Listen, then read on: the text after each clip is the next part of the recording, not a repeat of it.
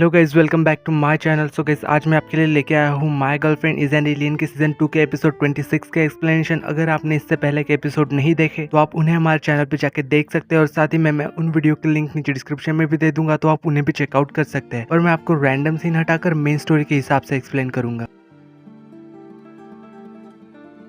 तो एपिसोड 26 की स्टार्टिंग में हमें दिखाया जाता है कि यहाँ पे जैसे ही जाओशी घर आती है तो वो देखती है कि पूरा घर सजा हुआ है, और तभी यहाँ पे जियांगशी केक लेके आता है। यहाँ पे जियांगशी उससे कह रहा था कि मैं तुम्हारे लिए बस इतना ही कर पाया। यहाँ पे ये देख के जाओशी काफी खुश हो रही थी और वो चारों तरफ देखने लगती है। और नेक्स्ट सीन में हमें यहाँ पे दिखाया जाता है कि यहाँ पे फैंग भी जाओशी के बर्थडे के लिए सब कुछ प्रिपेयर कर रहा था, और वो सब कुछ तैयार करके बैठ भी जाता है अपने गिटार के साथ। तभी यहाँ पे एक लाइट गिर जाती है। यहाँ पे वो उस लाइट को ठीक करने लग जाता है कि तभी यहाँ पे मौसम भी खराब हो जाता है और यहाँ बारिश भी हो जाती है शुरू, और इस वजह से वो यहाँ पे हड़बड़ी में सब चीजों को ढकने लगता है। तभी यहाँ से वो जा रहा था कि अचानक से उसका पैर फिसल के वो गिर जाता है। दूसरी तरफ हमें यहाँ पे दिखाया जाता है कि यहाँ पे जियांगशी जाओशी से कह रहा था कि मुझे पूरा यकीन है कि तुम्हारे किसी फ्रेंड ने तुम्हें ऐसा गिफ्ट दिया होगा, पूरा आसमान तुम्हें गिफ्ट कर दिया होगा ताकि तुम तारों को और भी अच्छे से देख पाओ। यहाँ पे जाओशी उससे कहती है कि मेरे फ्रेंड्स इतने भी कैपेबल नहीं है कि वो इतना सब कुछ कर सके, पर जब भी मेरा बर्थडे हो रहा था तब आसमान में बहुत सारे तारे जरूर होते थे। फिर हमें यहाँ पे दिखाया जाता है जाओशी के बचपन को, जहाँ पे वो उसके बर्थडे पे तारों को देखना चाहती थी, पर यहाँ पे उसे तारे नहीं दिख रहे थे। तभी यहाँ पे जियांगशी अपनी पावर से वहाँ पे बहुत सारे तारे ला दिए थे, और इस वजह से यहाँ जाओशी बहुत ज्यादा खुश हो जाती है। फिर हमें यहाँ पे नेक्स्ट सीन में दिखाया जाता है कि जाओशी अपना बर्थडे केक कट करती है और वो फिर अपने रूम में जाती है, तो यहाँ फैंग का मैसेज देखती है वो, जिसमें उसने लिखा था कि हम 8 बजे मिलते हैं। वो यहाँ पे सोच रही थी कि अब तो काफी देर हो चुकी है, शायद वो अपने घर भी चला गया होगा। फिर हमें यहाँ पे दिखाया जाता है कि वो अम्ब्रेला लेके उस जगह की ओर जा रही थी। यहाँ पे जाओशी सोच रही थी कि मुझे इन लोगों पे भरोसा ही नहीं करना चाहिए था। तभी यहाँ पे अचानक से बलून्स गिर रहे थे ऊपर से। जब वो अंदर जाके देखिए तो यहाँ पे फैंगलंग अब भी जाओशी के बर्थडे के लिए तैयारी कर रहा था। यहाँ पे जाओशी उसकी हालत को देख के कहती है कि इतनी ज्यादा बारिश हो रही थी तो फिर भी तुम बारिश में ही क्यों काम करते रहे। यहाँ पे फैंग उसे कहता है कि पहले तो मौसम काफी अच्छा था और काफी सारे तारे भी चमक रहे थे, पर अचानक से बारिश शुरू हो गई और तारे दिखना बंद हो गए, इसलिए मैंने यहाँ पे ढेर सारी लाइट लगा दी है, जिससे तुम्हें ऐसा ना लगे कि आसमान में तारे बिल्कुल भी नहीं है। यहाँ पे जाओशी उससे कह रही थी कि तुम्हें पता तो है ना, मैं तुम्हारे सिर्फ हार्मोन्स के लिए तुम्हारे साथ हूँ, मेरा और कोई भी इंटेंशन नहीं है। कितनी बार तुम्हें रिजेक्ट करती हूँ। यहाँ फैंग कहता है कि मुझे सब पता है। उसे सुन के यहाँ पे जाओशी कहती है कि जब तुम्हें सब पता है तो तुम फिर भी मेरे सामने बार बार क्यों आ जाते हो, कभी किस गेटअप में तो कभी और गेटअप में, या तो तुम समझना नहीं चाहते या फिर तुम्हें समझ में नहीं आ रहा कि मैं तुम्हारे साथ नहीं रहना चाहती। यहाँ पे फैंगलैंग उसे कह रहा था कि मैंने इसलिए ये सब किया है क्योंकि मैं तुम्हें पसंद करता हूँ, और जब कोई इंसान किसी को पसंद करता है तो वो उसके लिए सब कुछ करने के लिए तैयार हो जाता है, चाहे उसके लिए उसे कितनी ही बचकानी हरकतें क्यों ना करनी पड़े। ये तो मैंने पहली बार तुम्हारे लिए ऐसा कुछ किया है, पर मैं तो चाहता हूँ कि मैं पूरी लाइफ तुम्हारे लिए ऐसी चीजें करूँ। यहाँ पे जाओशी उससे कह रही थी कि मैंने तुम्हें इतनी बार रिजेक्ट कर दिया है फिर भी तुम डिसअपॉइंट नहीं होते। यहाँ पे फैंग कहता है कि हाँ, मैं डिसअपॉइंट तो हुआ हूँ, पर मैं ये भी सोचता हूँ कि शायद इस वजह से तुम्हें थोड़ी सी तो सैडनेस हुई होगी, और इन्हीं को मैं मेरे लिए तुम्हारे मन में थोड़ी सी फीलिंग समझ लेता हूँ। फिर यहाँ पे हमें दिखाया जाता है कि फैंग उसके लिए एक सॉन्ग आने लगता है। तभी यहाँ पे जाओशी को कुछ पुरानी बातें याद आने लगती है, वो दोनों कितने ज्यादा एक दूसरे को पसंद करते थे और खुश थे साथ में। तभी यहाँ पे सारी लाइट ऑन हो जाती है, और यहाँ पे फैंग कहता है कि मैंने सारा कुछ तुम्हारे लिए प्रिपेयर किया था। यहाँ पे वो जाओशी को एक रेड रोड का बुके देता है और वो उसे डांस के लिए पूछता है। यहाँ पे वो दोनों डांस कर रहे थे, और यहाँ पे जाओशी कहती है कि उसे ये सब बहुत अच्छा लग रहा है, ये सब करने के लिए थैंक यू। यहाँ ये सुन के यहाँ पे फैंग भी खुश हो रहा था, बट यहाँ पे जाओशी कहती है कि पर इसका मतलब ये नहीं कि मैं तुम्हें पसंद करने लगी हूँ। यहाँ पे फैंग उससे कह रहा था कि इसलिए तो मुझे तैयार रहना है और मुझे पूरी मेहनत करनी है। तभी यहाँ पे उसे थोड़े से चक्कर आने लगते हैं और वो अचानक से उसके ऊपर गिर जाता है। जाओशी उसे संभालने की कोशिश कर रही थी और वो उसके अपार्टमेंट में उसे ले जाती है, यानी कि उसके घर। यहाँ वो उसकी देखभाल कर रही है और वो उसे बताती है कि डॉक्टर ने कहा है कि बारिश की वजह से तुम्हारी तबियत और खराब हो गई। यहाँ पे फैंग उससे कह रहा था कि काफी लेट हो चुकी है, तुम्हें अपने घर चले जाना चाहिए, मेरा ध्यान ली रख लेगा। यहाँ पे जाओशी उससे कह रही थी कि नहीं, मेरी वजह से तुम्हारी तबियत खराब हुई है, इसलिए मैं तुम्हारा ध्यान रखूंगी। अगर तुम्हें अच्छा नहीं लगेगा कि मैं यहाँ पे रुकूं, तो यहाँ पे वो फैंगली को कॉल करने लगती है, बट यहाँ पे फैंग उससे रोक के कहता है कि अरे नहीं, कोई बात नहीं, तुम ही मेरा ख्याल रख लो। तभी यहाँ पे जाओशी के फोन पे एक कॉल आ जाती है और वो उसे अटेंड करने के लिए वहाँ से चली जाती है। यहाँ पे फैंगलैंग ये सब सुन के काफी खुश हो रहा था। यहाँ हमें दिखाया जाता है कि जियांगशी जाओशी से पूछ रहा था कि इतना लेट हो चुका है, तुम घर कब तक आओगी। यहाँ पे जाओशी उसे बता रही थी कि फैंगलैंग की तबियत अचानक से खराब हो गई है मेरी वजह से, तो क्या मैं यहाँ पे रुक सकती हूँ उसका ख्याल रखने के लिए। यहाँ पे वो गुस्से में तो था, पर वो उसे हाँ कर देता है। फिर हमें यहाँ पे दिखाया जाता है कि जाओशी अपने बेडरूम में गई थी, तो यहाँ पे वो सब कुछ पिंक पिंक पिंक देखती है और साथ ही में बेडशीट भी पिंक थी। यहाँ पे वो सोच रही थी कि इसे इतना ज्यादा पिंक कलर पसंद है। यहाँ पे वो जब बेड को टच करती है तो वो सोच रही थी कि ये बेड तो काफी ज्यादा कंफर्टेबल है। यहाँ में दिखाया जाता है कि जब जाओशी नींद में थी तो उसे कुछ पुराने सपने याद आ रहे थे, जैसे कि कुछ पुराने बातें, और साथ ही में उसकी बीमारी के बारे में कुछ याद आ रहा था उसे, जो कि फर्स्ट सीजन वाली। फिर अचानक से वो उठ जाती है और सोच रही थी कि मुझे ऐसे सपने क्यों आ रहे हैं उसके। जब वो यहाँ पे फैंग के पास जाती है और उससे कहती है कि मुझे हमारे बारे में कुछ पुरानी चीजें याद आ रही है, तुम हॉस्पिटल में थे, बीमार थे और अचानक मेरे कंधे पे सो गए थे और सभी लोग क्यों तो हमारी फोटो भी खींच रहे थे, बट ऐसा तो रियल लाइफ में कभी कुछ नहीं हुआ था। यहाँ पे फैंग उससे पूछ रहा था कि उस सपने के अंदर हम कैसे दिख रहे थे। यहाँ पे जाओशी उससे बता रही थी कि बहुत ज्यादा लविंग थी और एक दूसरे को पसंद करते थे। यहाँ पे फैंग उससे कह रहा था कि क्या पता हम दूसरे डायमेंशन से हो, क्योंकि तुमने मुझे इतना ज्यादा रिजेक्ट कर दिया है, तो वो दूसरे डायमेंशन वाले लोग तुम्हें याद दिला रहे हो कि हम दोनों कितना एक दूसरे को पसंद करते थे। यहाँ पे जाओशी उससे कह रहे थे कि कोई दूसरा डायमेंशन नहीं होता, हमारे प्लेनेट वाले लोग इस थ्योरी को नहीं मानते, अगर कुछ ऐसा होता भी तो फिर भी मैं अपने प्लेनेट के रूल्स को ही फॉलो करती, मैं ऐसे इमोशनल नहीं होती। ये सब सुन के यहाँ पे फैंगलैंग उसके प्लेनेट के बारे में उससे बात करने लगता है। जाओशी यहाँ पे कहती है कि हमारे प्लेनेट के बिलीव्स बिल्कुल परफेक्ट है, हमारी टेक्नोलॉजी और से बहुत ज्यादा एडवांस है। यहाँ पे फैंगलैंग कहता है कि इसका मतलब तुम खुश हो, हमारी अर्थ पे सबको आजादी होती है कि वो अपनी लाइफ खुद किसी भी तरीके से जी सकते हैं और उन्हें किससे प्यार करना चाहिए और किसे नहीं। क्या तुम लोगों के पास ऐसी फ्रीडम है? क्या तुम मुझे और अर्थ के बिलीव्स को फॉलो कर सकती हो, इन्हें एक्सेप्ट कर सकती हो? यह जाओशी उससे कहती है कि नहीं, मैं अपने होम प्लेनेट के बिलीव को ही फॉलो करूंगी और उन्हें एक्सेप्ट करूंगी, और वैसे भी मैं और जियांशी एक जेनेटिक मैच है और मैं उसे धोखा नहीं दे सकती। फिर अपने रूम में जाके सो जाती है और सोच रही थी कि ये सब बोलने से मुझे बुरा क्यों लग रहा है। फिर नेक्स्ट सीन में हमें ऑफिस में दिखाया जाता है जहाँ पे जाओशी उसे उसकी दवाई दे रही थी और साथ ही में उसे टॉफी भी देती है, क्योंकि वो दवाई बहुत ज्यादा कड़वी थी। यहाँ पे फैंगलैंग कहता है कि तुम मेरे बारे में इतनी ज्यादा केयर करती हो, या जाओशी कहती है कि बस मैं इस टॉफी को वेस्ट नहीं करना चाहती थी, और वहां से वो बाहर चली जाती है। यहाँ पे वो बाहर जाके सोच रही थी कि मेरा हार्ट इतनी ज्यादा तेज क्यों धड़क रहा है। फिर हमें यहाँ पे बाद में दिखाया जाता है कि जाओशी फिर से उसके ऑफिस में जाती है और वो उसकी कंडीशन ठीक देख रही थी, इसलिए वो उससे कहती है कि आज रात में जियांशी के घर वापस चली जाऊंगी, क्योंकि तुम्हारी तबीयत अब ठीक लग रही है। तभी यहाँ पे फैंग नाटक करने लगता है कि उसे चक्कर आ रहे हैं और वो जाओशी के कह देता है कि तुम अपने घर चली जाओ, मैं अपना ख्याल रख लूंगा। या जाओशी उसे देखते हुए कहती है कि चलो कोई बात नहीं, मैं एक रात और रुक जाती हूँ। फिर हमें यहाँ पे नेक्स्ट सीन में ली और जैबी को दिखाया जाता है, जहाँ पे जैबी उससे कह रही थी कि हम कितने दिनों से डेट पे नहीं गए, एक साइंस एग्जीबिशन थी उसमें चलती है, बट उसका आज लास्ट डे है और शायद टिकट भी नहीं मिल पाएगी। तभी यहाँ पे फैंग उन 2 टिकट्स को निकाल लेता है उसी एग्जीबिशन के, और यहाँ पे जैबी ये सब देख के काफी खुश हो रही थी। यहाँ पे वो उससे पूछ रही थी कि तुम्हें कैसे पता था इन सब के बारे में। यहाँ पे ली कहता है कि हर बॉयफ्रेंड को अपनी गर्लफ्रेंड की सारी चीजों के बारे में पता होना चाहिए। फिर हमें यहाँ पे दिखाया जाता है कि ये दोनों काफी ज्यादा मस्ती कर रहे थे और साथ ही में रोमांस भी, और यहाँ पे हमें दिखाया जाता है कि यहाँ पे मिस चाय भी उन दोनों को देख रही थी और वो भी ज्यादा खुश हो रही थी। तभी यहाँ पे जाओशी का फोन आ जाता है जैबी के फोन पे, और वो उसे कह रही थी कि फैंगलैंग मुझे मिल नहीं रहा, वो पिछले 2 घंटे पहले कहीं तो भी गया था लेकिन वो अब तक नहीं आया और ना ही उसका कुछ अता पता है। हमें यहाँ पे नेक्स्ट सीन में दिखाया जाता है कि फैंगलैंग एक पुरानी फैक्ट्री में आया था और फिर अचानक से उसे कुछ होता है और वो बेहोश हो जाता है। जब वो उठ के देखता है तो यहाँ पे जियांशी मौजूद था। यहाँ पे जियांशी उससे कह रहा था कि तुम जाओशी को कब तक धोखा दोगे। यहाँ पे फैंगलैंग कहता है कि मैं जाओशी को धोखा दे रहा हूँ, धोखा तो तुम दे रहे हो, ब्रेन वॉश कर रहे हो, उसे अपने पास रखा हुआ है, उसे एक पपेट बना लिया है तुमने। यहाँ पे जियांशी उससे कह रहा था कि एक बार ध्यान से सोच लो, मैं अपने पावर तुम पे यूज कर सकता हूँ। यहाँ पे फैंग उससे कह रहा था कि मैं जाओशी पे कभी गिव अप नहीं करूंगा, उसे कभी नहीं छोड़ूंगा। तो यहाँ पे उन दोनों के बीच में फाइट हो जाती है। यहाँ पे हमें दिखाया जाता है कि जियांशी ने उसका गला पकड़ लिया था और उसे अचानक से दूर फेंक देता है, और वो अचानक से उससे अपने पावर का यूज ही कर रहा था कि तभी सामने जाओशी आ जाती है, और यहाँ पे जियांशी के मैजिक की वजह से जाओशी की रिंग टूट जाती है और वो फैंगलैंग के ऊपर गिर जाती है।